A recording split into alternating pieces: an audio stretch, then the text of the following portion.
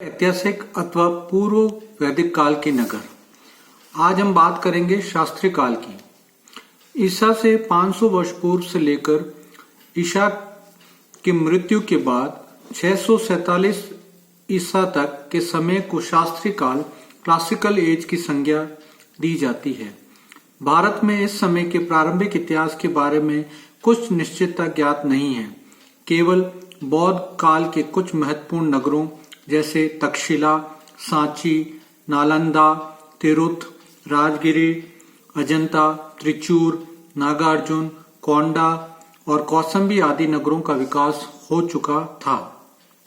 इस समय सतलज यमुना विभाजक में कुछ महत्वपूर्ण नगर सुरगाना, आगरो, रोहतक, सुनेत आदि नगर विकसित हो गए थे।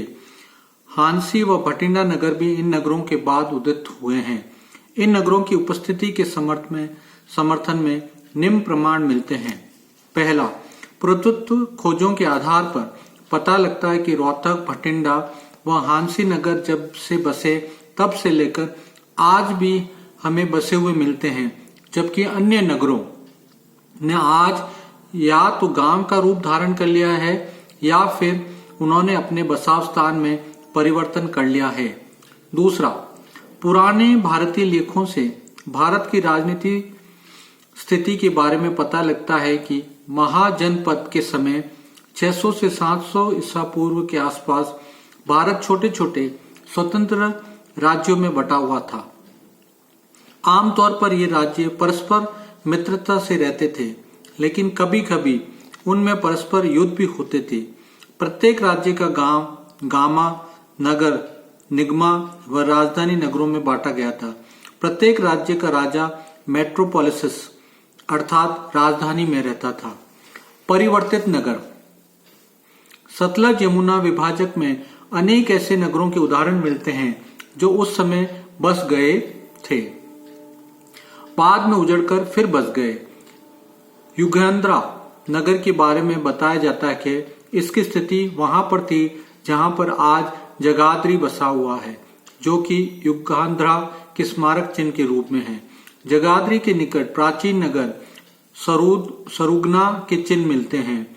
यहाँ पर बड़ी बड़ी ईंटें जो आकार में 24 सेंटीमीटर से 27 सेंटीमीटर लंबी व 6 सेंटीमीटर से 9 सेंटीमीटर मोटी है। अनेक टीले मिलते हैं। कनिंगम द्वारा पाए गए सिक्कों के आधार पर इस निष्कर्ष पर पहुंचा गया है कि सुरगुना नगर इस समय बसा हुआ था। 7वीं सदी में हैंसंग नामक चीनी यात्री ने भी इस नगर की उपस्थिति का वर्णन किया है। उसके अनुसार ये 5.5 किलोमीटर के दायरे में फैला था और किसी राज्य की राजधानी था। यहाँ बौद्ध एवं ब्राह्मण शिक्षा का केंद्र था। उसने यहाँ यह भी बताया कि इस राजधानी का कुछ भाग इस समय खंडर बन गया था, लेकिन प्राप्त सिक्कों के आधार पर कनिंगम का कहना है कि इस नगर का पतन मुस्लिम शासकों द्वारा विजय प्राप्त करने के समय हुआ।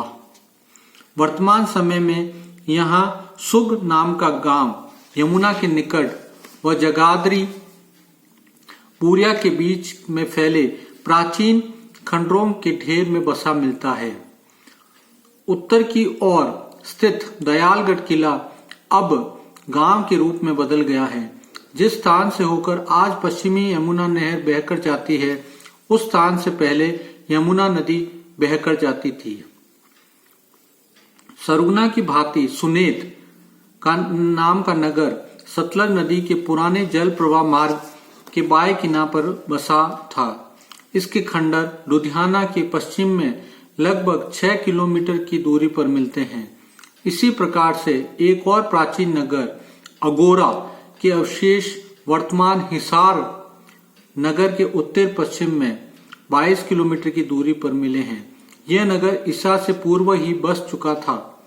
उस समय इसका नाम इशुकुरी था तथा सरुगना सुनेत नगरों की भांति प्रमुख मार्ग पर स्थित था। आगोरा इस समय गांव है, लेकिन इसके उत्तर पश्चिम में विविध ऊंचाई के अनेक टीले हैं। सबसे ऊंचा टीला धरातल से 27 मीटर ऊंचा है। ये टीले 260 हेक्टेयर भूमि पर फैले हैं।